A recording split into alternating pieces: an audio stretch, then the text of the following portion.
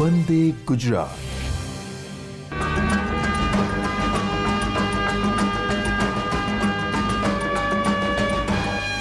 નમસ્કાર મિત્રો, આપણે આજે વનસ્પતિ બાહ્યકાર વિદ્યાની અંદર પર્ણનો અભ્યાસ કરીશું. આગળ આપણે જોઈ ગયા મૂળ વિશેની તમામ વાતો, પ્રકાંડ વિશેની તમામ વાતો, અને ત્રીજું એવું અગત્યનું અંગ જેને પર્ણ, અને પર્ણ વિશેની વાત આપણે કરીશું. આજે પર્ણના પ્રકારોથી શરૂઆત કરીએ. પર્ણની રચના પણ લાસ્ટ ટાઈમ જોઈ ગયા છે આપણે. તો પર્ણના પ્રકારોની અંદર બે પ્રકાર પાડવામાં આવે છે. એક છે સાદું પર્ણ અને બીજું છે સંયુક્ત પર્ણ. સાદું પર્ણ એટલે એકને માત્ર એક જ પર્ણ જોવા મળે, જેના કોઈ ભાગો નથી હોતા.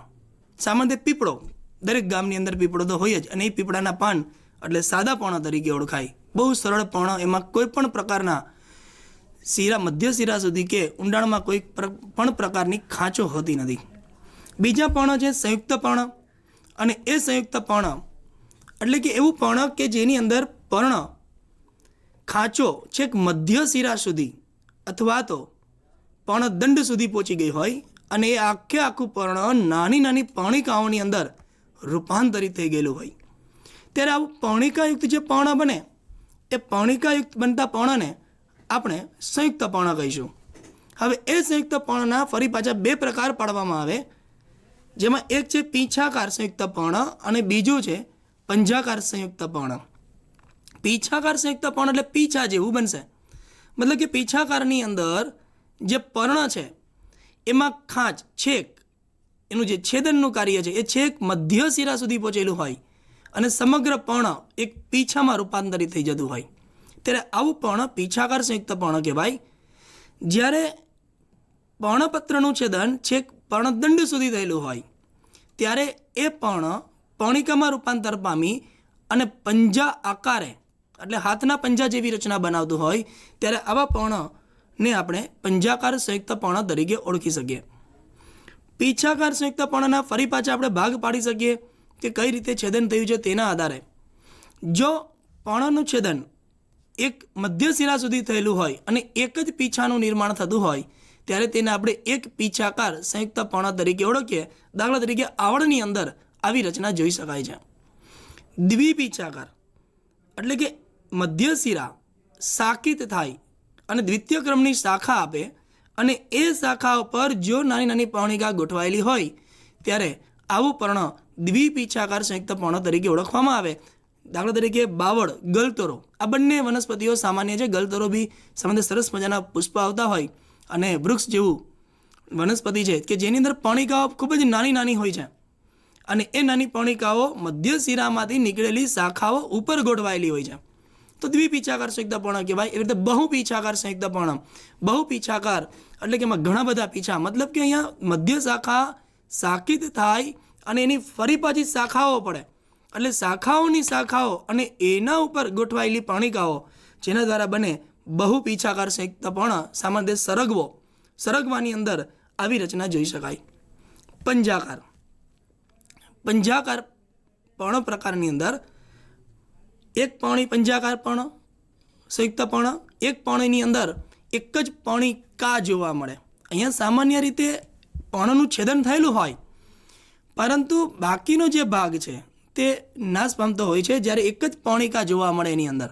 તો એક પર્ણી પંજાકાર સંયુક્ત પર્ણ તરીકે ઓળખી શકાય. દાખલા તરીકે લીંબુની અંદર આ વસ્તુ જોવા મળશે. તેવી રીતે ઇંગોરીઓમાં બે પર્ણિકાઓ પર્ણદંડ ભાગે ગોઠવાયેલી હોય, પર્ણનું છેદન પામી અને માત્ર બે જ પર્ણિકા હોય, તો એને દ્વિપર્ણી પંજાકાર સંયુક્ત પર્ણ તરીકે ઓળખી શકાય. તેવી રીતે બહુપર્ણી આપણે બિલી, બહુ સરસ ઉદાહરણ છે આપણી આસપાસ. બિલીની અંદર જે કે શંકર ભગવાનને પર્ણ ચડાવીએ છીએ આપણે, તો એ બિલીની અંદર હંમેશા 3 જ પર્ણિકાઓ જોવા મળે. આપણે જેને 3 પાન કહેતા હોઈએ છીએ, પણ એ 3 પર્ણિકાઓ છે. એક જ પર્ણનું છેદન થઈ અને 3 પર્ણિકાઓની અંદર રૂપાંતરિત થઈ જતું હોય, ત્યારે એને બહુપર્ણી કહેવાય. એવી રીતે એક બીજી વનસ્પતિ છે સપ્તપર્ણી. તો સપ્તપર્ણીની અંદર 7 પર્ણ આપણે કહીએ છીએ, પણ એ ખરેખર પર્ણનું છેદન થઈ અને 7 પર્ણિકાઓ બનેલી છે. મિત્રો, અહીંયા ખાસ ધ્યાનમાં રાખવા જેવી બાબત એ છે કે શબ્દનો ફેરફાર છે. પર્ણ અને પર્ણિકા પર્ણ હંમેશા આખું હોય, તેમાં છેદન થયેલું હોય, તેની કક્ષમાંથી કક્ષકલિકાઓ નીકળે.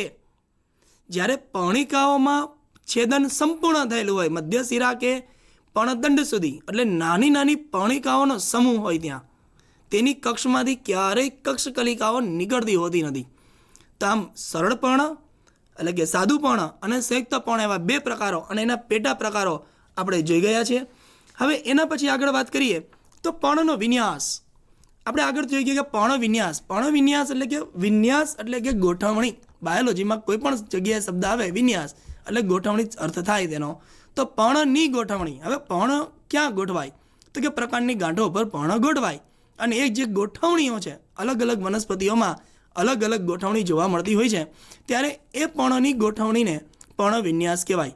સામાન્ય રીતે પર્ણની ગાંઠ ઉપર કેટલા પર્ણ ગોઠવાય તેના આધારે ગોઠવણી નક્કી થાય, એનો વિન્યાસ નક્કી થાય. જો એક જ પર્ણ ગોઠવાય ત્યારે તેને એકાંતરિત કહેવાય. બે પર્ણ ગોઠવાય ત્યારે એને સમ્મુખ તરીકે ઓળખવામાં આવે. અને જો બે કરતાં વધારે ગોઠવવામાં આવે ત્યારે એને ભ્રમિરૂપ તરીકે ઓળખવામાં આવે. હવે એક પર્ણ ગોઠવાતું હોય તો સીધી વાત છે કે બધા પર્ણો એક જ તરફ એક જ દિશામાં નહીં ગોઠવાય.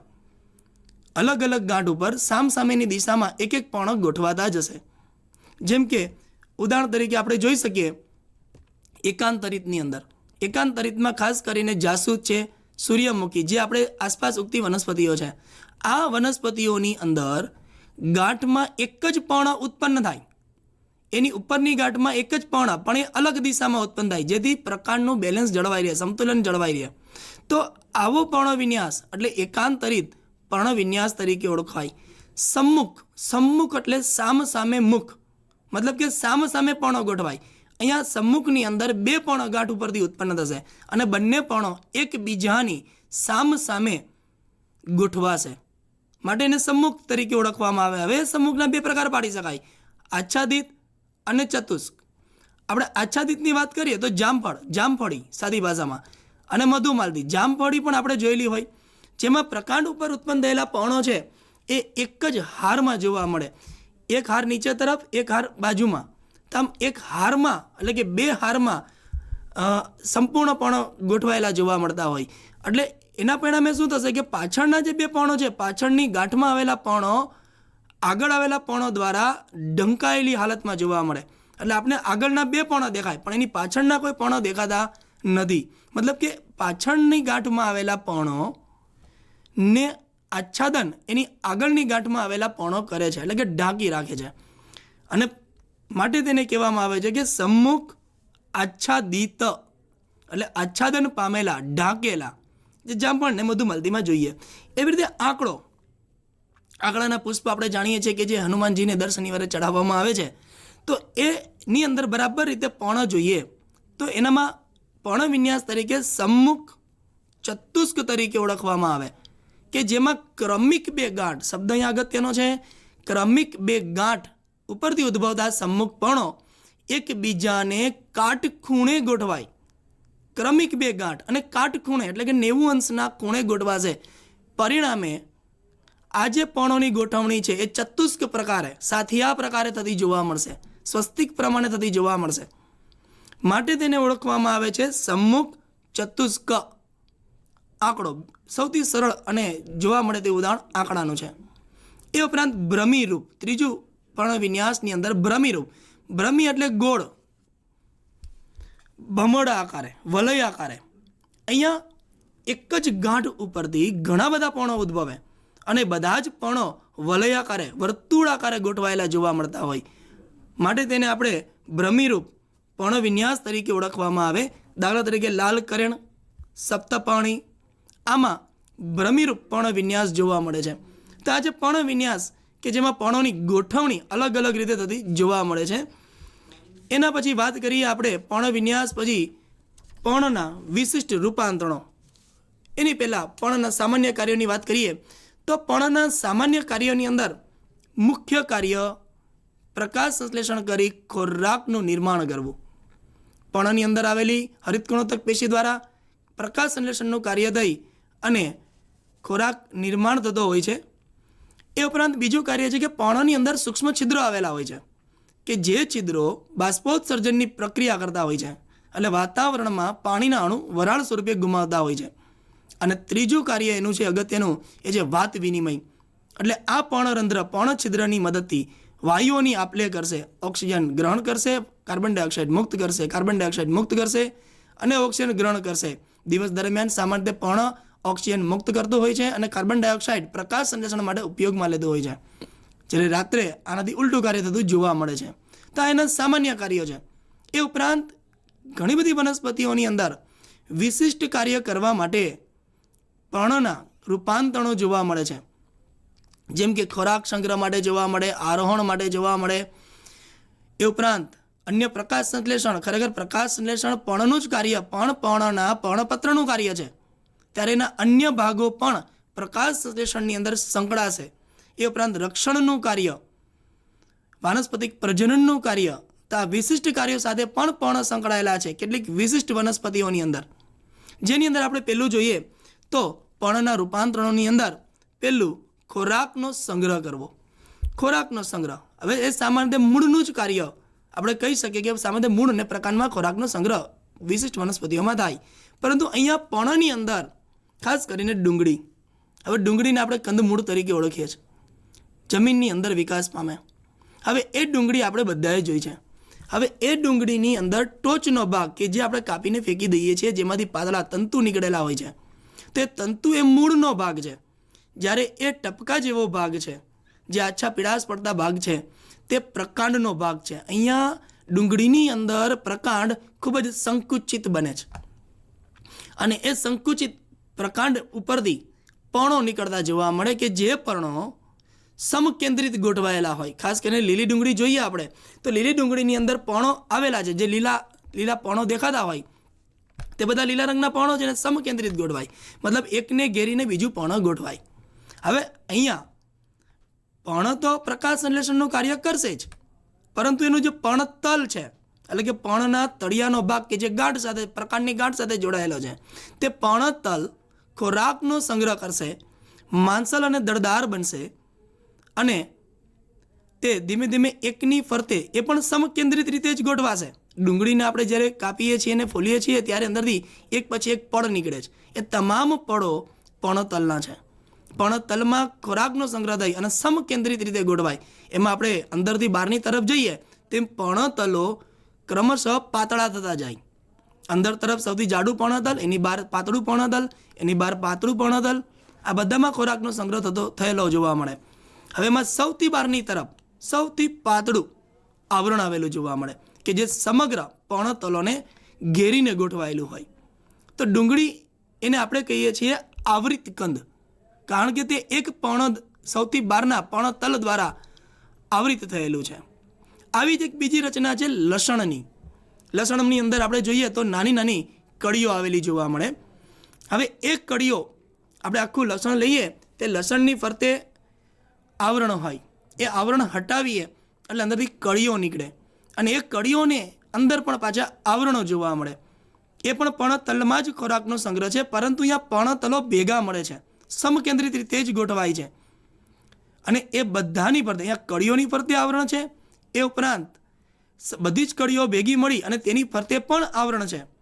માટે આપણે તેને સંયુક્ત આવૃત કંદ તરીકે ઓળખીએ છીએ. સંયુક્ત આવૃત કંદ, અને ડુંગળી એ આવૃત કંદ છે, જ્યારે લસણ એ સંયુક્ત આવૃત કંદ તરીકે ઓળખાય છે. એના પછીના કાર્યોની વાત કરીએ તો આરોહણ માટે. હવે પર્ણમાં ઘણી બધી વનસ્પતિઓ એવી છે કે જેમાં પર્ણના રૂપાંતરણો, પર્ણના અન્ય ભાગોમાંથી નાના સૂત્રવત રચના ઉત્પન્ન થાય, જેને કહેવામાં આવે પર્ણસૂત્ર. અને આ પર્ણસૂત્ર યજમાન સાથે અથવા આધાર સાથે વીંટળાય અને આરોહણનું કાર્ય કરશે, જેથી પૂરતા પ્રમાણમાં પ્રકાશ મળી રહે અને પ્રકાશ સંશ્લેષણનું કાર્ય ખૂબ જ સારી રીતે થતું જોવા મળે. તો એના ઉદાહરણોમાં આપણે જોઈએ તો અંદર જોઈએ તો આરોહણનું કાર્ય. આરોહણના કાર્યની અંદર પર્ણાગ્ર સૂત્રમાં રૂપાંતરિત થાય. પર્ણનો અગ્રભાગ જે સૂત્રમાં રૂપાંતરિત થાય, દાખલા તરીકે કંકાસણીની અંદર, કંકાસણીમાં પર્ણનો અગ્રભાગ સૂત્રમાં રૂપાંતરિત થશે અને આરોહણનું કાર્ય કરશે. તેવી રીતે સ્માઇલેક્સ, જેને વચનાગ તરીકે ઓળખવામાં આવે છે, એ વચનાગ સ્માઇલેક્સની અંદર ઉપપર્ણ સૂત્રવત રચના બનાવે અને આરોહણનું કાર્ય કરે. મિત્રો, અહીંયા ધ્યાન રાખવા જેવી બાબત એ છે કે ઉપપર્ણ હંમેશા 2 હોય. તો સ્માઇલેક્સની અંદર પણ 2 પર્ણો ઉપપર્ણોનું સૂત્રમાં રૂપાંતરિત થાય છે. તો સ્માઇલેક્સની અંદર 2 ઉપપર્ણમાંથી 2 સૂત્રો નીકળશે. તેવી રીતે પર્ણિકા વટાણાની અંદર, હવે વટાણા છે એમાં સંયુક્ત પર્ણ હોય અને સંયુક્ત પર્ણમાં ખાસ કરીને જે ટોચની પર્ણિકાઓ છે એ ટોચની પર્ણિકાઓ સૂત્રવત રચના બનાવે અને આધાર સાથે વળગી આરોહણનું કાર્ય કરશે. તો વટાણાની અંદર એ રચના જોવા મળે.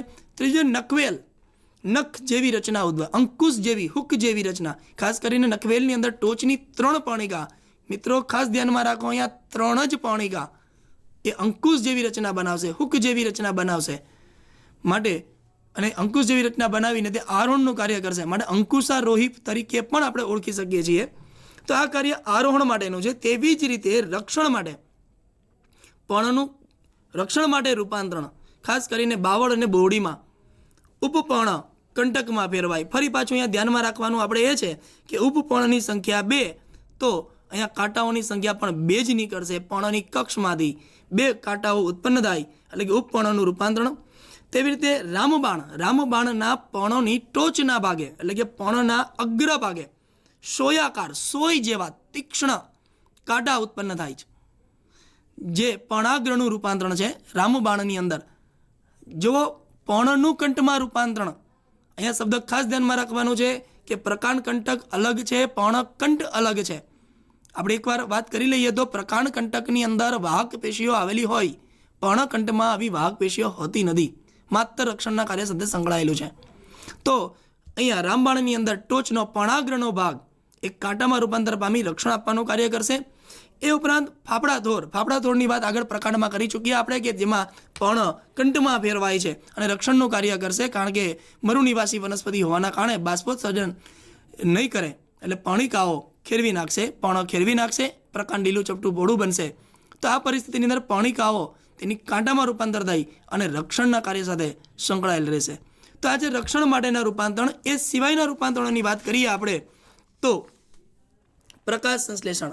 હવે પ્રકાશ સંશ્લેષણ એ પર્ણનું જ કાર્ય છે. તેનું વિશિષ્ટ કાર્ય કઈ રીતે? તો સામાન્ય રીતે વિચાર કરીએ તો પર્ણના 3 ભાગો આગળ આપણે ભણી ચૂક્યા છીએ કે પર્ણની અંદર પર્ણતલ, પર્ણદંડ અને પર્ણપત્ર. તેમાં જે પર્ણપત્ર છે એ જ પ્રકાશ સંશ્લેષણ કરતો ભાગ છે કે જે પ્રકાશ સંશ્લેષણ કરી વનસ્પતિ માટે ખોરાકનું સર્જન કરે છે. પરંતુ પર્ણદંડનું કાર્ય નથી કે પર્ણતલનું કાર્ય નથી. તો ઘણી બધી એવી વનસ્પતિઓ છે કે જેની અંદર પર્ણદંડ લીલું ચપટું પહોળું બની અને પ્રકાશ સંશ્લેષણનું કાર્ય કરતું જોવા મળે. ખાસ કરીને પર્ણદંડ જ્યારે પ્રકાશ સંશ્લેષણનું કાર્ય કરતું હોય ત્યારે તેને આપણે કહીએ પર્ણસદસ પર્ણદંડ, અથવા તો આપણે એને કહીએ દાંડીપત્ર, દાંડી જેવું પત્ર. મતલબ કે પર્ણદંડનું પ્રકાશ સંશ્લેષણ માટે કાર્ય.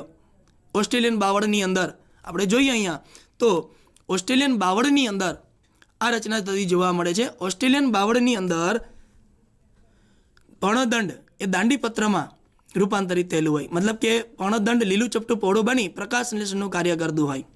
તો અહીંયા પર્ણસદસ પર્ણદંડ તરીકે ઓળખી શકાય, તેમજ દાંડીપત્ર તરીકે ઓળખી શકાય. આવી જ બીજી વનસ્પતિ વટાણામાં હમણાં જ આપણે જોઈ ગયા કે તેની પર્ણિકાઓ આરોહણ માટે રૂપાંતરિત થયેલી છે. અહીંયા વટાણાની અંદર પર્ણની સંખ્યા, પર્ણિકાઓની સંખ્યા ઓછી, પરિણામ સ્વરૂપ ત્યાં ઉપપર્ણો લીલા ચપટા પહોળા બની અને પ્રકાશ સંશ્લેષણનું કાર્ય કરશે. માટે આપણે તેને કહીશું પર્ણ સદસ ઉપપર્ણ વટાણાની અંદર. તદુપરાંત એના પછીનું અનુકૂલન જોઈએ તો કીટભક્ષણ. કીટભક્ષણ એટલે કીટકોનો ખોરાક તરીકે ઉપયોગ કરવો. મિત્રો, કીટકોનો ઉપયોગ ખોરાક તરીકે કરવો એ સામાન્ય રીતે આમ જોવા જઈએ તો પરોપજીવી વનસ્પતિ લાગે, પણ પરોપજીવી વનસ્પતિ નથી. ખાસ ધ્યાનમાં રાખવા જેવી બાબત એ છે કે અહીંયા કીટભક્ષણ કરતી વનસ્પતિઓ બધી જ સ્વાવલંબી છે. સ્વાવલંબી એટલે પોતાનો ખોરાક પોતાની જાતે બનાવે છે. એના પર્ણો પ્રકાશ સંશ્લેષણનું કાર્ય કરી ખોરાક બનાવવાનું કાર્ય તો કરે જ છે. મતલબ ખોરાક માટે એને બીજા પર આધાર રાખવાની કોઈ જરૂર નથી. તો કીટભક્ષણ કરતી વનસ્પતિ, કીટકોનો આહાર તરીકે ઉપયોગ કરતી વનસ્પતિ એ કોઈ પરોપજીવી વનસ્પતિ નથી, સ્વાવલંબી જ વનસ્પતિ છે. પરંતુ આ વનસ્પતિમાં વધારે પ્રમાણમાં નાઇટ્રોજન દ્રવ્યની જરૂરિયાત છે. એ વનસ્પતિના પોતાના દ્રવ્યો બનાવવા માટે વધારે પ્રમાણમાં નાઇટ્રોજન ગ્રહણ કરવું આવશ્યક છે.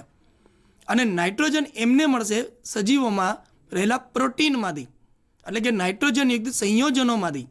ત્યારે આવી વનસ્પતિ પોતાની જરૂરિયાત, ખાસ કરીને નાઇટ્રોજન દ્રવ્યની જરૂરિયાત માટે તે કીટકોને ગ્રહણ કરશે. અને આ કીટકોને ગ્રહણ કરવા માટે પર્ણ વિશિષ્ટ રીતે રૂપાંતરિત થશે. જેમ કે વાત કરીએ આપણે કળશ પર્ણ, તો કળશ જેવું પર્ણ, મતલબ કે પર્ણ છે એ કળશ જેવી રચના બનાવશે. અને કળશના ટોચના ભાગે કે અંદર તરફ જેવું કીટક આવે એટલે કળશ બંધ થઈ જશે અને અંદર પૂરાઈ જશે. અને એ પર્ણની અંદર રહેલા પાચક ઉત્સેચકોની મદદથી આ કીટકોનું રહેલા દ્રવ્યનું પાચન થશે અને પોષણ ગ્રહણ કરશે. તો અહીંયા કળશ પર્ણની અંદર પર્ણ કળશ જેવી રચના ઉત્પન્ન કરશે. આવી જ રીતે વાત કરીએ અર્કજવર, તો અર્કજવર વનસ્પતિની અંદર જે પર્ણ છે એ પર્ણ ફુગ્ગા જેવી રચના બનાવશે. અને એ ફુગ્ગાની અંદર જેવું કીટક ચોંટશે કે એની પર બેસશે તો તરત જ કીટકને અંદર ગ્રહણ કરી અને તેનું ભક્ષણ કરવાનું કાર્ય કરશે અને એમાંથી દ્રવ્યો મેળવશે.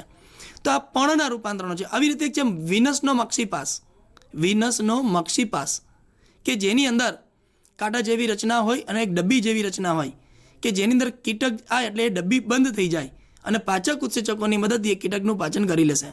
તો આમ પર્ણના વિશિષ્ટ રૂપાંતરણો આપણે જોયા. પર્ણના વિશિષ્ટ રૂપાંતરણોની વાત કરી. આમ આપણે અહીંયા મૂળ, પ્રકાંડ, પર્ણ વિશેની વાત થઈ કે જેની અંદર તેના સામાન્ય કાર્યો, વિશિષ્ટ કાર્યો, રૂપાંતરણો, એના વિન્યાસોની વાત કરી ગયા. હવે આપણે આને સંલગ્ન કેવા પ્રકારના પ્રશ્નો પૂછાઈ શકે નીટની અંદર, સંલગ્ન કે કેવા પ્રકારના પ્રશ્નો આવી શકે ત્યારે આપણે કઈ રીતે વિચારને લખી શકીએ તેની થોડી ઘણી વાત કરીશું આપણે. તો 3 ટોપિકને અનુલક્ષીને વાત કરીએ, મૂળ, પ્રકાંડ, પર્ણને અનુલક્ષીને પ્રશ્નોની વાત. એમાં પહેલો પ્રશ્ન આપણી સામે આવી રહ્યો છે. મૂળ ટોપનો ઉપયોગ જલ શોષણ માટે થતો નથી, કારણ કે આપણે આ મૂળ ટોપનો અભ્યાસ કરી ગયા. મૂળ ટોપ એ આપણે જાણીએ છીએ કે રક્ષણ માટેનું કાર્ય છે. તો મૂળ ટોપનો ઉપયોગ જલ શોષણ માટે થતો નથી, કારણ કે મૂળરોમની હાજરી હોય તો પાણીનું શોષણ જ થાય. મૂળરોમની ગેરહાજરી, કારણ કે મૂળ ટોપનું મૂળભૂત કાર્ય રક્ષણ કરવાનું છે, શોષણ કરવાનું છે જ નહીં. તો મૂળ ટોપ ગેરહાજર હોય તે વિસ્તરણ પ્રદેશમાં આવેલો છે ના. તો આમાં સાચો જવાબ આવે છે મૂળરોમની ગેરહાજરી, કારણ કે મૂળરોમની ગેરહાજરી હોવાના કારણે તે પાણી કે ક્ષારોનું શોષણ કરી શકતો નથી. આવા જ એક બીજા પ્રશ્નની વાત કરીએ આપણે, તો પરિપાચી મૂળનો હેતુ શું છે? પરિપાચી મૂળનો હેતુ. હવે પરિપાચી મૂળની વાત કરીએ તો પરિપાચી મૂળ એટલે ગળોની અંદર પ્રકાશ સંશ્લેષણના કાર્ય કરવા સાથે સંકળાયેલ મૂળ, જેને આપણે કહીએ પરિપાચી મૂળ. તો અહીંયા ઓપ્શન આપણે આપેલા છે. શ્વસન દ્વારા ઓક્સિજન મેળવવો, ના, આ કાર્ય એનું નથી. પરોપજીવન દ્વારા પોષણનો અભ્યાસ, ના, પરોપજીવન પણ એનું કાર્ય નથી. પ્રકાશ સંશ્લેષણ દ્વારા પોષણનો, હા, પ્રકાશ સંશ્લેષણ કરી અને પોષણનું કાર્ય કરશે. ખાસ કરીને ગળોની અંદર આ પરિપાચી મૂળનો વિકાસ થતો જોવા મળે. તો આનો સાચો જવાબ આવશે સી, પ્રકાશ સંશ્લેષણ દ્વારા પોષણ મેળવવું. એના પછીના પ્રશ્નની વાત કરીએ આપણે તો શ્વસન અને ભેજ શોષક, શ્વસનને ભેજ શોષક મૂળથી અલગ પાડવા માટે કયો વિકલ્પ સાચો છે? મતલબ કે અહીંયા આપણે શ્વસનને ભેજ શોષકથી અલગ પાડવાનું છે. ભેજ શોષક મૂળથી કઈ રીતે શ્વસન અલગ છે? હવે શ્વસન મૂળની વાત કરીએ તો શ્વસન મૂળ તિવાર અને રાઇઝોફોરાની અંદર જોવા મળે કે જે શ્વસન મૂળ એટલે વાત વિનિમય સાથે સંકળાયેલા હોય, એની અંદર શ્વસન છિદ્રો આવેલા હોય, તો આવા મૂળ શ્વસન મૂળ કહેવાય. જ્યારે ભેજ શોષક મૂળની વાત કરીએ તો ઓર્કિડની અંદર જોવા મળે કે જેની અંદર વેલામિન પેશી આવેલી જોવા મળતી હોય. તો હવે વિકલ્પો વિશેની વાત કરીએ તો પહેલો વિકલ્પ છે તે રાઇઝોફોરામાં જોવા મળે છે, તો આ વિકલ્પ સાચો છે. બીજું, તેમાં હવાદાર છિદ્રો છે, હા છે, જેની મદદથી O2 CO2ની આપ લે કરે છે. અને ત્રીજું છે તે અભૂવર્તી પ્રકારના, અભૂવર્તી એટલે જમીનની વિરુદ્ધ દિશામાં, તો જમીનની વિરુદ્ધ દિશામાં પણ શ્વસન મૂળ વિકાસ પામે છે. મતલબ કે પહેલો વિકલ્પ, બીજો વિકલ્પ અને ત્રીજો વિકલ્પ, 3 વિકલ્પ સાચા છે. એટલે આનો જવાબ આવશે આપેલ બધા જ વિકલ્પો. મિત્રો ખાસ ધ્યાનમાં રાખજો કે જ્યારે ડી વિકલ્પ આપેલ બધા હોય કે આપેલ એક પણ ના હોય ત્યારે ખાસ વિકલ્પમાં વિચારવાનું, માત્ર પહેલો વિકલ્પ વિચારીને જવાબ લખવો નહીં. બધા વિકલ્પો વાંચી અને અંતે યોગ્ય નિર્ણય લઈ અને જવાબો આપવા. એના પછીના પ્રશ્નની વાત કરીએ આપણે તો નેક્સ્ટ પ્રશ્ન છે કે જો વનસ્પતિના મૂળતંત્રની બધી જ મુખ્ય તથા ગૌણ શાખાની ટોચના મૂળ ટોપ દૂર કરવામાં આવે તો શું થાય? તો ડેશ ડેશ ડેશ. જો વનસ્પતિનો મૂળતંત્ર અને એની શાખાઓના મૂળ ટોપનું કાર્ય રક્ષણનું છે, એ સિવાય બીજું કોઈ કાર્ય સાથે સંકળાયેલા નથી. મૂળ ટોપ સાથે સંકળાયેલા હોય ત્યારે આપણે અંદર જોઈએ તો પહેલો વિકલ્પ આપણે આપેલો છે કે વનસ્પતિના વૃદ્ધિ અને વિકાસમાં કોઈ જ ફેર પડતો નથી. સીધી વાત છે, કારણ કે મૂળ ટોપ ને વૃદ્ધિને કોઈ લેવા દેવા નથી. તો વૃદ્ધિ થયા કરશે, કારણ કે એ કાર્ય વર્ધનશીલ પ્રદેશનું છે કે જ્યાં વૃદ્ધિ થયા કરતી હોય. તો આ કાર્યમાં કોઈ ફેર નહીં પડે. આ વિકલ્પ સાચો થાય. બીજો વિકલ્પ જોઈએ આપણે, વનસ્પતિની ઊંડાઈ અને ઊંચાઈ વધતી અટકી જવાની સંભાવના રહેશે. ના, ઊંડાઈ અને ઊંચાઈ એની સાથે સંકળાયેલો નથી. ત્રીજો વિકલ્પ છે વનસ્પતિમાં ક્ષાર અને પાણીનું શોષણ અટકી જવાની સંભાવના વધશે.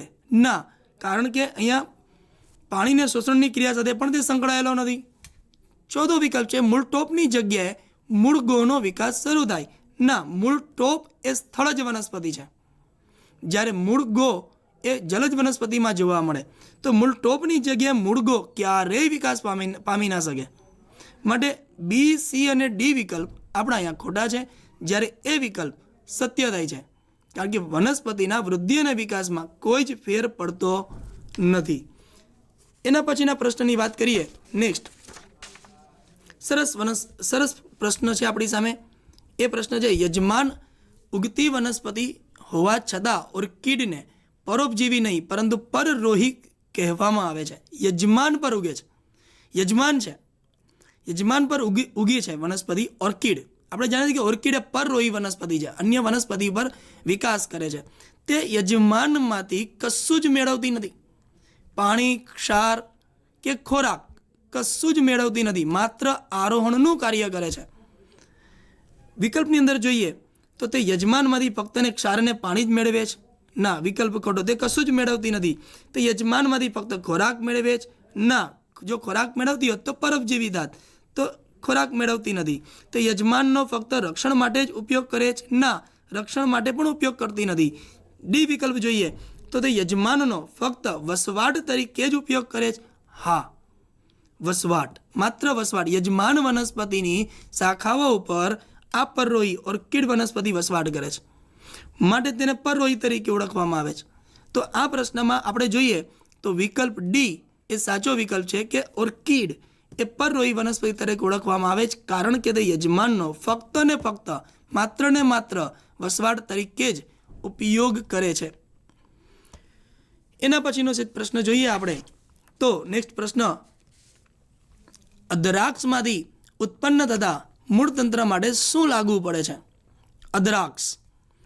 અધરાક્ષ એટલે ભ્રૂણધરીનો એવો ભાગ કે જે બીજપત્ર અને ભ્રૂણમૂળ વચ્ચેનો વિસ્તાર. બીજની અંદર ભ્રૂણધરી હોય, જેમાં ટોચના ભાગે ભ્રૂણાગ્ર હોય અને નીચેના ભાગે ભ્રૂણમૂળ હોય, અને એ ભ્રૂણધરી બીજપત્ર સાથે જોડાયેલી હોય.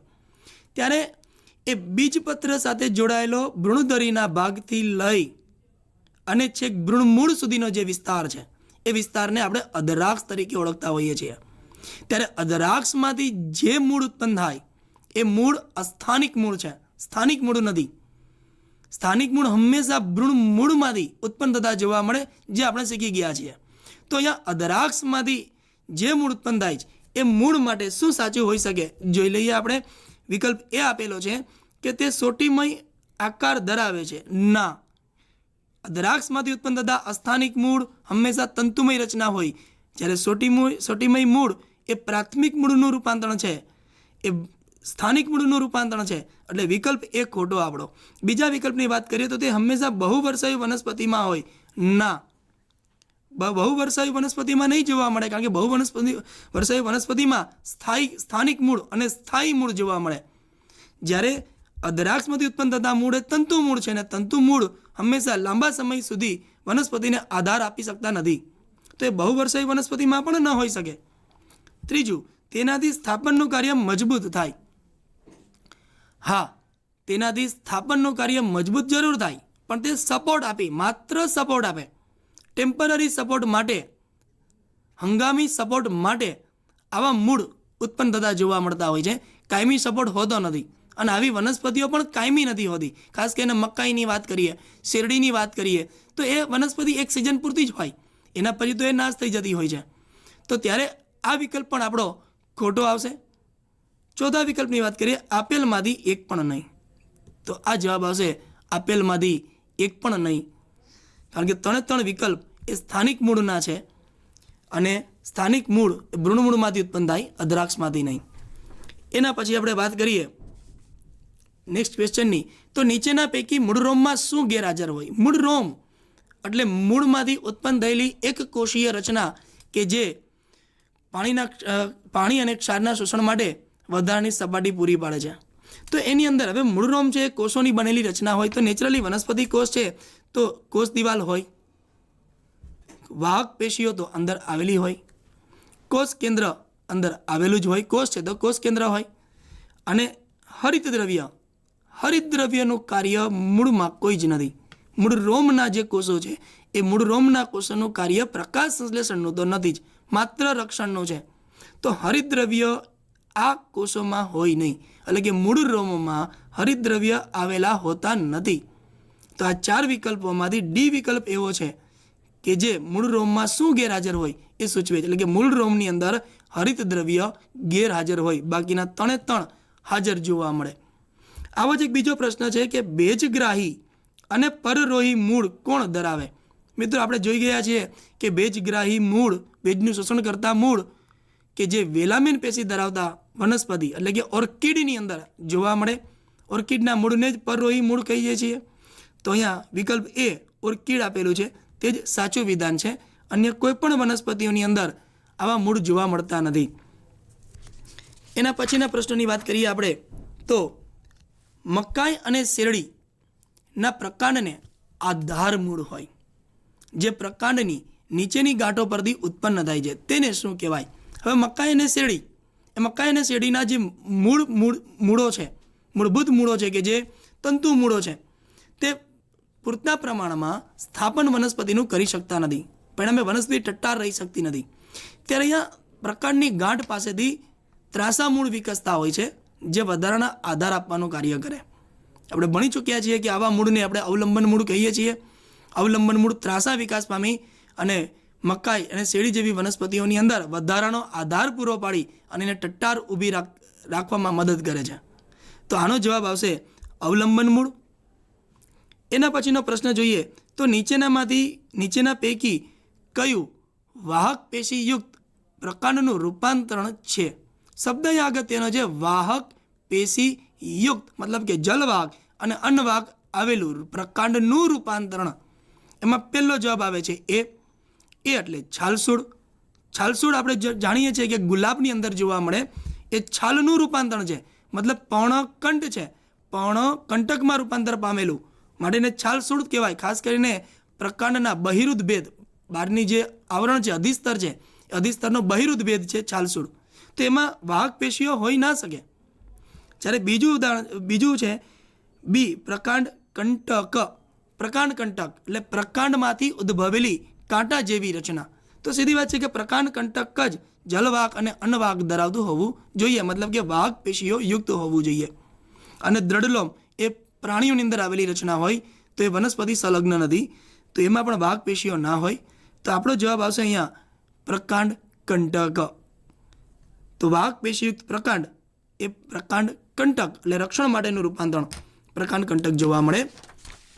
એના પછીના પ્રશ્નની વાત કરીએ તો લેગ્યુમિનોસી વનસ્પતિના મૂળ કેવા હોય? મિત્રો, લેગ્યુમિનેસી કુળ એટલે સિમ્બી કુળની વનસ્પતિ.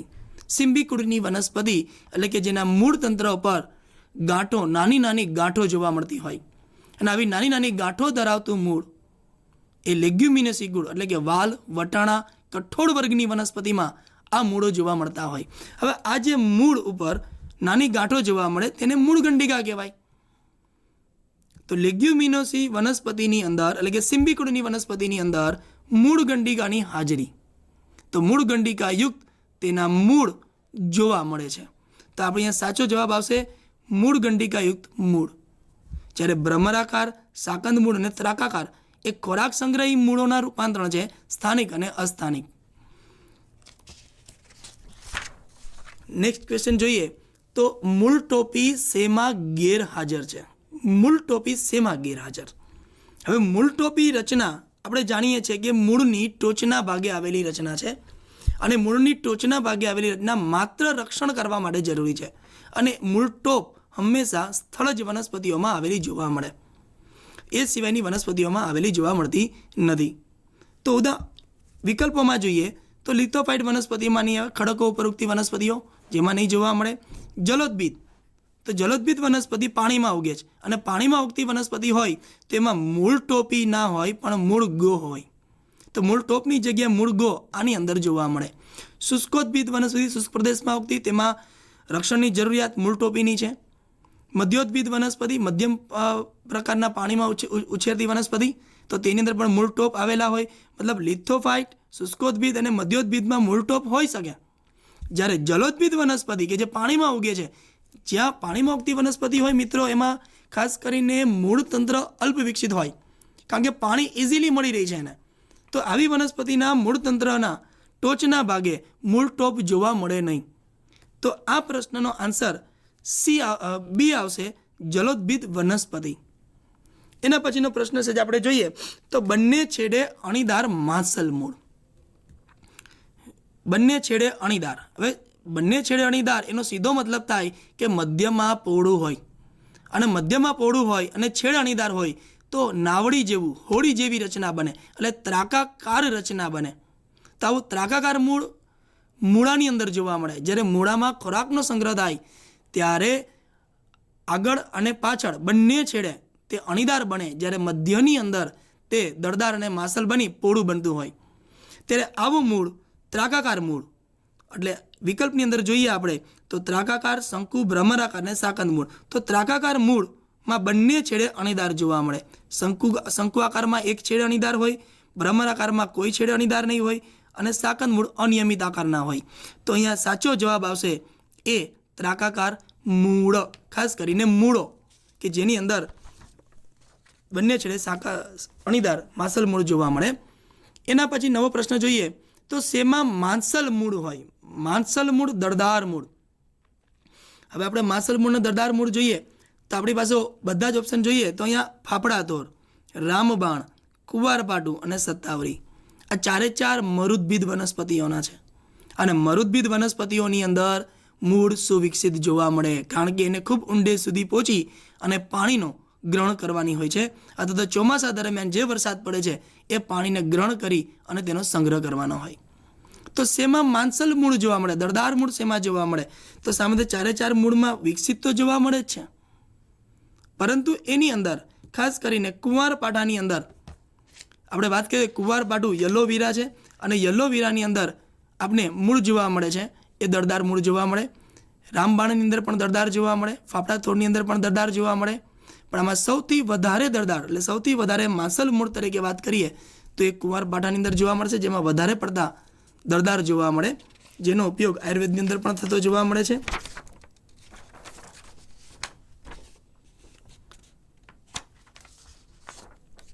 આગળ એના પછીનો પ્રશ્ન, સાચું વિધાન. સાચું વિધાન, પ્રાથમિક મૂળ એ શું છે? નીચે પૈકી શું જવાબ આવી શકે?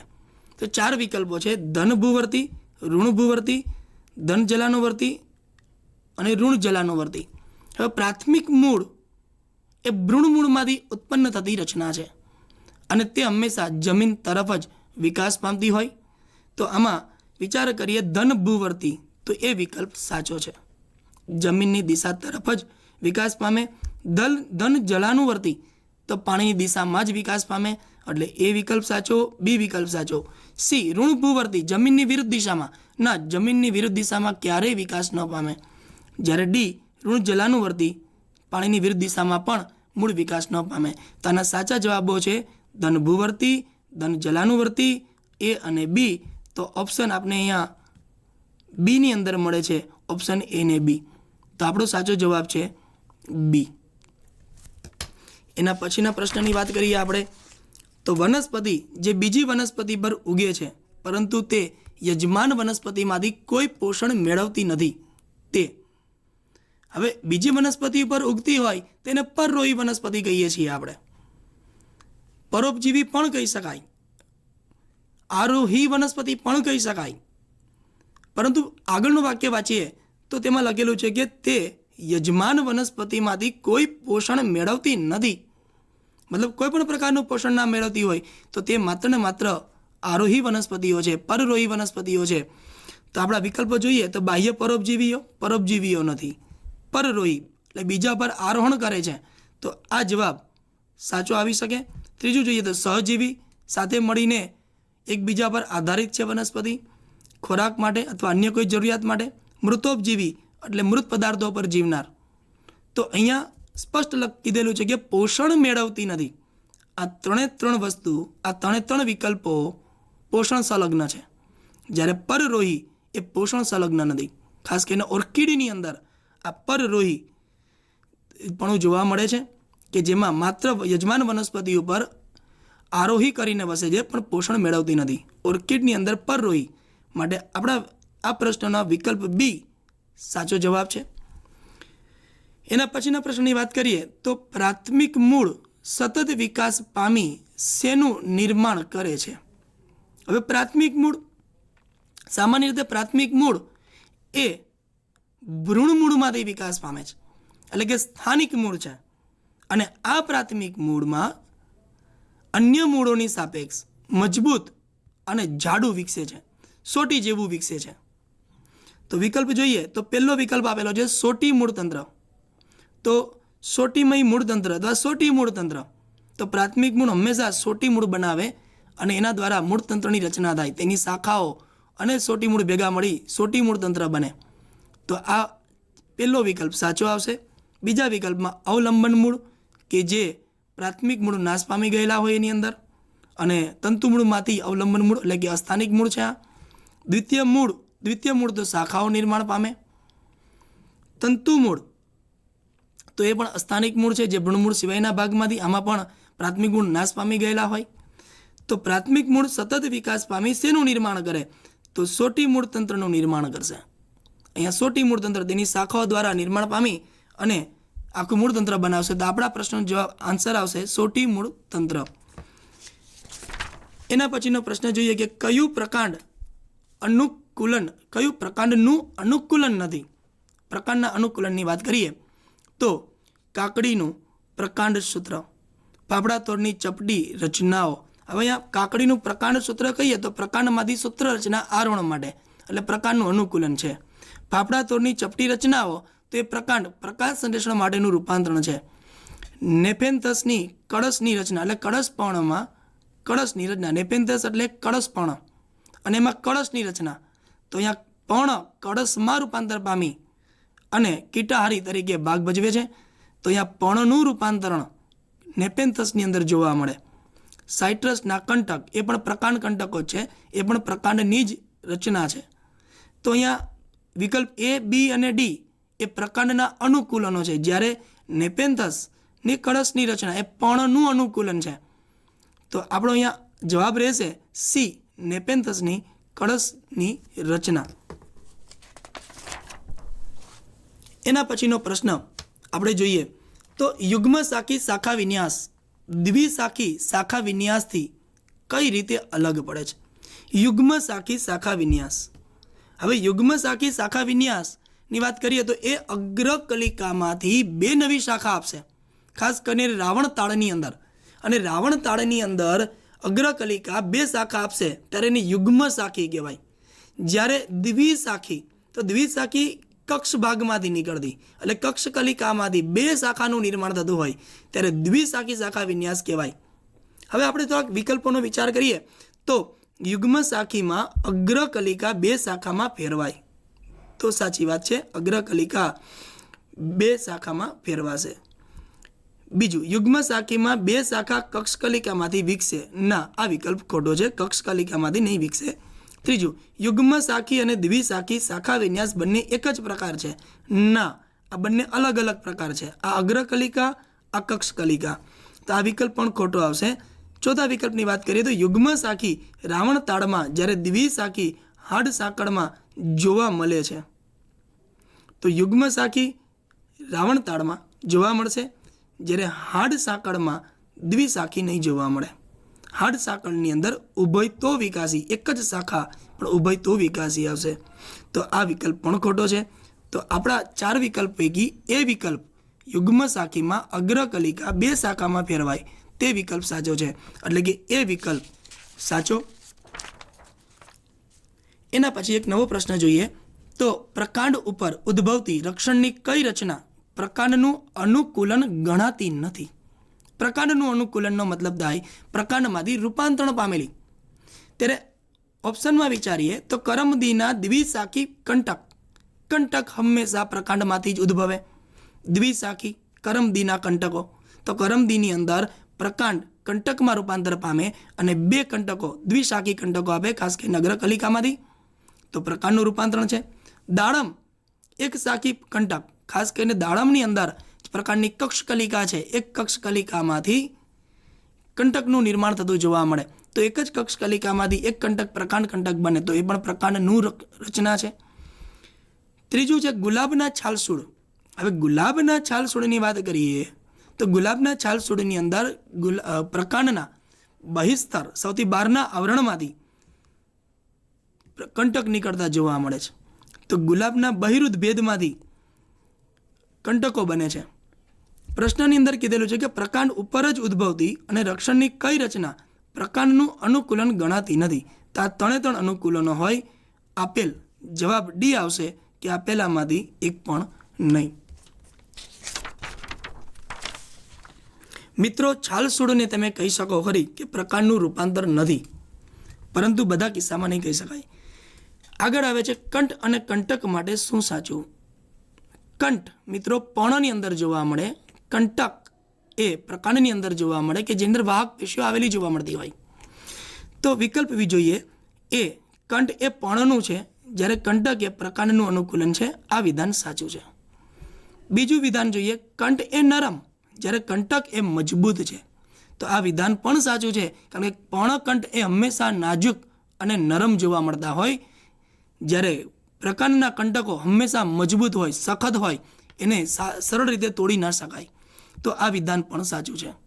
વિકલ્પ સી જોઈએ તો આપેલ એ તથા બી વિકલ્પ.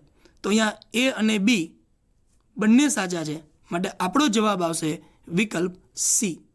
તો સી એ સાચું વિધાન છે. એના પછીનો પ્રશ્ન જોઈએ તો આદુ જમીનમાં અંદર થતું હોવા છતાં મૂળ નથી, કારણ કે? હવે આદુ જમીનમાં થાય, હળદર જમીનમાં થાય, બટાકું જમીનમાં થાય, ગાજર જમીનમાં થાય, સક્કરિયું જમીનમાં થાય, પણ જરૂરી નથી કે બધા જ મૂળના રૂપાંતરણ હોય કે મૂળ હોય. આદુ સામાન્ય રીતે જોવા જોઈએ તો ભૂમિગત પ્રકાંડનું ઉદાહરણ છે, મતલબ કે જમીનની અંદર ઉગતું પ્રકાંડ છે. તો સીધી વાત છે કે આદુની અંદર પ્રકાંડને સંલગ્ન તમામ લક્ષણો જોવા મળતા હોય, જેમ કે પર્ણ ઉગે, કલિકાઓ નીકળતી હોય, તે પ્રકાંડને સંલગ્ન રચનાઓ એની અંદર આવેલી હોય. તો આપણે વિકલ્પોની વાત કરીએ તો તેના પર સલકી પર્ણો તથા કલિકાઓ હોય. તો પર્ણ, સલકી પર્ણ એટલે અતિ સૂક્ષ્મ પર્ણો છે, ખૂબ જ નાના ફોતરા જેવા પાતળા પર્ણો છે જે સલકી પર્ણો છે, અને કલિકાઓની હોય. તો આ બંને રચના એવી છે કે જે પ્રકાંડમાંથી નીકળતી હોય, તો પ્રકાંડને સંલગ્ન વાત છે. તો આદુ પ્રકાંડ હોવાના કારણે આ બંને લક્ષણો ધરાવે છે, એટલે મૂળ નથી. તે ખોરાક સંગ્રહ કરી દળદાર તથા માંસલ બને. હવે આદુની અંદર આપણે જોઈએ કે ખોરાકનો સંગ્રહ થાય છે અને માંસલ અને દળદાર પણ બને છે, પણ તે પ્રકાંડનું લક્ષણ નથી. પ્રકાંડમાં ખોરાકનો સંગ્રહ કરી માંસલને દળદાર એ સામાન્ય કાર્ય તો નથી, જેનું એ મૂળનું સામાન્ય કાર્ય છે. મૂળમાં સામાન્ય ખોરાક અને દળદાર બને છે, ખોરાક સંગ્રહ કરી દળદાર અને માંસલ બને છે, પ્રકાંડમાં સામાન્ય કાર્યમાં નહીં આવે. ત્રીજો વિકલ્પ છે તે ખોરાક સંગ્રહ કરી વાનસ્પતિક પ્રજનન કરે છે. ના, ખોરાક સંગ્રહ કરી વાનસ્પતિક પ્રજનન કરવાનું કાર્ય પણ આદુનું નથી. તે સંપૂર્ણપણે અશાકિત છે. એ વિધાન બી ખોટું છે, કારણ કે આદુ એ શાકિત છે. તો અહીંયા રીઝનમાં આવશે કે આદુ જમીનની અંદર હોવું છતાં મૂળ નથી, કારણ કે તેના પર સલકીપણો અને કલિકાઓ ઉગે છે. આ એક વિશિષ્ટ લક્ષણ કે જે પ્રકાંડનું છે ને મૂળનું નથી જ. મૂળમાં આ ત્રણે હોઈ શકે, આ નહીં. માટે આ જવાબ આવશે કે સલકીપણો અને કલિકાઓ હોય છે આદુની અંદર, માટે તે મૂળ નથી, પરંતુ તે પ્રકાંડ છે. આગળ એના પછીનું એક જોડકા પ્રકારનું છે. હવે જ્યારે આપણે આવા જોડકાઓને જોડતા હોઈએ મિત્રો, ત્યારે ઓપ્શનની અંદર બહુ સરળ રીતે જોવા માટે એમાં જે સરખા વિકલ્પો આપેલા હોય તેના પર પહેલાં ધ્યાન કેન્દ્રિત કરવું. સરખા વિકલ્પો ખાસ કરીને આપણે જોઈએ અહીંયા તો સરખા વિકલ્પોની અંદર આર એ સરખા વિકલ્પો છે. અહીંયા જોઈએ જોડકાઓની અંદર વિભાગ એ અને વિભાગ બી શું કહે છે. પ્રકાંડનું રૂપાંતરણ એક વિભાગમાં આપેલા છે અને વિભાગ બીની અંદર ઉદાહરણો આપેલા છે. હવે વિભાગ એની અંદર ભૂમિગત પ્રકાંડની વાત છે. તો ભૂમિગત પ્રકાંડ આ પૈકી કઈ રચના હોઈ શકે? તો ભૂમિગત પ્રકાંડ એટલે બટાકા હોઈ શકે. તો ભૂમિગત પ્રકાંડ બટાકા તરીકે આપણે અહીંયા જ લખતા જઈશું કે આનો જવાબ આર છે. તો આર અહીંયા લખી દઈએ, જેથી કરીને આપણે બહુ સરળતાથી જવાબ મળી જશે. ભૂમિગત પ્રકાંડ બટાકા. પ્રકાંડ સૂત્ર લીંબુની અંદર જોવા મળે. તો અહીંયા આપણે બાજુમાં જ લખતા જઈએ કે 2ની સામે એ જ જવાબ આવશે. ત્રીજું છે પ્રકાંડ કંટકના ઉદાહરણની અંદર જોઈએ તો પ્રકાંડ કંટક ફાફડા થોરમાં પણ આવશે, થોરમાં બી આવશે અને કાકડીમાં પણ આવશે. તો આપણી પાસે 3 વિકલ્પ છે, થોર, ફાફડા થોર અને કાકડી. તો પ્રકાંડ કંટકને હમણાં બાજુ પર રાખીશું. એની નીચેનું જોઈએ કે ચપટું પ્રકાંડ. હવે ચપટું પ્રકાંડ તો માત્ર ને માત્ર ફાફડા થોરમાં જ જોવા મળશે. તો ચપટા પ્રકાંડની અંદર આપણે ઉદાહરણ તરીકે ફાફડા થોરને લઈએ તો 4ની સામે ક્યુ વિકલ્પ જ આવી શકે. અને છેલ્લે માંસલ નળાકાર પ્રકાંડ, એ તો મોટાભાગના થોરોની અંદર માંસલ નળાકાર પ્રકાંડ હોય છે, તો આનો જવાબ પી આવી શકે. તો હવે આપણી પાસે એક ત્રીજું જ ઓપ્શન બાકી રહ્યું છે કે પ્રકાંડ કંટક. તો પ્રકાંડ કંટકની સામે આપણે મૂકી દઈશું કાકડી, તો આવશે ટી. તો આપણો જવાબ RSTQP એ વિકલ્પ જોઈએ તો આર 2માં આપેલા છે, એસ અહીંયા આપેલું છે. તો સીધો આપણે જવાબ મળી ગયો RSTP અને ક્યુ. તો આ જવાબના આધારે આપણે લખી શકાય થોર અને પાપડા થોર બંને નળાકાર અને ઓપ્શનમાં લઈ શકાય છે. અહીંયા ચપટું પ્રકાંડ અને માસલ નળાકાર. તો આપણા વિકલ્પમાં ત્રીજો વિકલ્પ એવો છે કે જેમાં ચપટું પ્રકાંડમાં પી લખી શકીએ અને માસલ નળાકાર પ્રકાંડમાં ફાફડા થોર. તો આપણો વિકલ્પ થયો સી. તો અહીંયા સી વિકલ્પ સાચો વિકલ્પ તરીકે છે. એના પછીનો પ્રશ્ન જોઈએ તો નીચે પૈકી કયું વાહક પેશી યુક્ત પ્રકાંડનું ઉદાહરણ છે? વાહક પેશી યુક્ત પ્રકાંડ એટલે પ્રકાંડ છાલસૂળ એ બહિરુદ ભેદ, એમાં વાહક પેશી નહીં હોય. પ્રકાંડ કંટક કે જેમાં વાહક પેશી હોય. તો આપણો જવાબ આવશે પ્રકાંડ કંટક. દ્રઢલોમ એ પ્રાણીની અંદર હોય. તો જવાબ છે પ્રકાંડ કંટક. એના પછીના પ્રશ્નોની વાત કરીએ તો પ્રકાંડના પર્ણોના જેવા કાર્ય માટે લીલા ચપટા અંગમાં અનુકૂલન પામે છે તેને શું કહેવાય? તો પ્રકાંડ પર્ણો જેવા પ્રકાંડનો ભાગ છે એ પર્ણ જેવું કાર્ય કરે છે, માટે આપણે સાદી ભાષામાં એને પર્ણ સદસ પ્રકાંડ તરીકે ઓળખીશું. ખાસ કરીને ફાફડા થોરની અંદર એ રચના જોવા મળે. અહીંયા પ્રકાંડની વાત છે એટલે પર્ણ સદસ પ્રકાંડ તરીકે કહેવાય. એના પછીના પ્રશ્નની સેજ ઝડપથી વાત કરી લઈએ તો શેમાં સંયુક્ત પર્ણ 1-2 પાર્શ્વીય પર્ણિકાઓના નાબૂદ થવાને કારણે સાદા પર્ણ જેવું દેખાય? આપણે વાત કરી હતી લીંબુની અંદર, લીંબુમાં પર્ણિકાઓ હોય પણ એના 1-2 પાર્શ્વીય પર્ણિકાઓ છે તે નાશ પામી ગઈ હોય, એટલે તેમાં એક જ પર્ણ જોવા મળે ને આપણે કહીએ છીએ કે એક પર્ણી પંજાકાર સંયુક્ત પર્ણ. તો એ ઉદાહરણ છે લીંબુ. લીંબુની અંદર આ રચના જોવા મળે. એ ઉપરાંત સૌથી નાની સપુષ્પ વનસ્પતિ ગઈ. એના પછીના પ્રશ્નમાં નાની વનસ્પતિ, સૌથી નાની વનસ્પતિ આપણે જાણી શકીએ સપુષ્પ કીધી છે. તો સપુષ્પની અંદર આવશે વુલ્ફિયા. વુલ્ફિયા સૌથી નાનામાં નાની વનસ્પતિ છે કે જે 2 થી 4 મિલીમીટર જેટલી લેન્થ ધરાવે છે. એના પછીના પ્રશ્નની વાત કરીએ તો નેક્સ્ટ ક્વેશ્ચન, કૃષ્ણ કમળમાં સૂત્ર શેનું બનેલું હોય? કૃષ્ણ કમળની અંદર સૂત્ર એટલે પ્રકાંડ સૂત્ર એટલે આરોહણ માટેનું કાર્ય છે. તો પ્રકાંડ સૂત્ર એટલે અગ્રકલિકા અને કક્ષકલિકા 2 જ ઓપ્શન હોઈ શકે આપણી પાસે. તો અહીંયા આપણી પાસે ઓપ્શન છે કક્ષકલિકા. તો કક્ષકલિકાનું રૂપાંતરણ ખાસ કરીને કોળું, કૃષ્ણકમળ અને કારેલા જેવી વનસ્પતિઓમાં કક્ષકલિકા સૂત્રમાં રૂપાંતર પામી આરોહણનું કાર્ય કરતા હોય છે. તો અહીંયા જવાબ તરીકે આવશે કૃષ્ણ કમળ. એના પછીના પ્રશ્નની વાત કરીએ તો અર્કજવરમાં ફુગ્ગા અને કળશપર્ણમાં કળશ શેનું રૂપાંતર છે? તો આ બંનેની અંદર આપણે જાણીએ છીએ કે કીટાહારી વનસ્પતિ છે, કીટકોનું ભક્ષણ કરે છે અને બંને રૂપાંતરણો પર્ણના છે. અર્કજવરમાં પર્ણ ફુગ્ગામાં બને, કળશપર્ણમાં પર્ણ કળશમાં રૂપાંતર પામતું જોવા મળે છે. એના પછીના પ્રશ્નની વાત કરીએ. બંને ઉપપર્ણો પર્ણદંડ સાથે જોડાયેલા હોય તેવા સંલગ્ન ઉપપર્ણો કઈ વનસ્પતિમાં જોવા મળે? માત્ર ગુલાબની અંદર. ગુલાબની વાત કરીએ તો ગુલાબની અંદર બંને ઉપપર્ણો ભેગા મળી અને સંલગ્ન જોવા મળે છે. પર્ણ દ્વારા, એના પછીનો પ્રશ્ન જોઈએ તો પર્ણ દ્વારા વાનસ્પતિક પ્રજનન દર્શાવતી વનસ્પતિ ગઈ. પર્ણ દ્વારા વાનસ્પતિક પ્રજનન એ કનકનું ઉદાહરણ નથી. આમાં પરકલિકા દ્વારા થાય. આમાં પ્રકાંડ અગત્યનો ભાગ ભજવે છે. જ્યારે પાનફૂટી એટલે પર્ણની કિનારીઓમાંથી ફૂટવું. તો અહીંયા પાનફૂટી એવી વનસ્પતિ છે કે જેની પર્ણની કિનારીઓમાંથી નવો છોડ વિકાસ પામે છે, એટલે કે વાનસ્પતિક પ્રજનનનું કાર્ય થાય છે. માટે આનો સાચો જવાબ આવશે પાનફૂટી. એના પછીના નેક્સ્ટ ક્વેશ્ચન જોઈએ તો એક્સ અને વાય પ્રકારના પ્રશ્નો. વિધાન એક્સ વટાણામાં પર્ણિકાનું આરોહણ માટે તથા ઉપપર્ણનું પ્રકાશ સંશ્લેષણ માટેનું અનુકૂલન જોવા મળે છે. તો આ વિધાન સાચું છે. બંને કાર્યો જ વટાણામાં છે જ. જ્યારે રામબાણમાં પર્ણતલનું રક્ષણ માટે તથા પુષ્પકલિકાનું વાનસ્પતિક પ્રજનન માટે અનુકૂલન જોવા મળે છે. આમાં ધ્યાનપૂર્વક જોઈએ તો રામબાણમાં પર્ણતલનું રક્ષણ માટે પર્ણતલનું રક્ષણ માટે રૂપાંતર થતું નથી, પરંતુ પર્ણનો અગ્રભાગ રક્ષણમાં રૂપાંતર થાય છે. તો આ વિધાન ખોટું છે, આ વિધાન સાચું છે. તો આપણે ઓપ્શનોમાં જોઈએ તો એ વિધાનમાં આપેલું છે એક્સ સાચું અને વાય ખોટું. તો આપણો સીધો જવાબ આવશે એ. તો એ વિધાન સાચું છે. નેક્સ્ટ, આટલા પ્રશ્નો આપણે નીટના આધારે જોયા. લાસ્ટ જોઈ લઈએ તો પર્ણ સદસ્ય ઉપપર્ણ ક્યાં જોવા મળે? પર્ણ સદસ્ય ઉપપર્ણ એટલે પર્ણ જેવું કાર્ય કરતું ઉપપર્ણ, તો એ માત્ર ને માત્ર વટાણાની અંદર જોવા મળે, જે આપણે ભણી ચૂક્યા છીએ. અને છેલ્લો ક્વેશ્ચન જોઈએ તો શ્વસન છિદ્રો કઈ વનસ્પતિમાં જોવા મળે? શ્વસન છિદ્રો એટલે વાત વિનિમયનું કાર્ય કરતા છિદ્રો. તે માત્ર દરિયા કિનારના ખાડી પ્રદેશોમાં ઉગતી વનસ્પતિ, અને આવી વનસ્પતિઓને કહેવાય છે લવણોદ્ભિદ. લવણ એટલે મીઠું, મીઠામાં ઉગતી વનસ્પતિ. તો લવણોદ્ભિદ એટલે વિકલ્પ સી, લવણોદ્ભિદ વનસ્પતિની અંદર શ્વસન છિદ્રો જોવા મળે છે.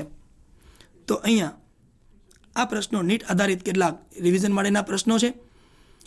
આના આધારે તમે અન્ય પ્રશ્નોની જેટલી તૈયારી કરી શકો એટલી મેક્સિમમ તૈયારી કરવાની, અને જ્યારે પ્રશ્નોના જવાબ લખતા હોઈએ ત્યારે બધા પાસાનો વિચાર કરીને જવાબ આપવું.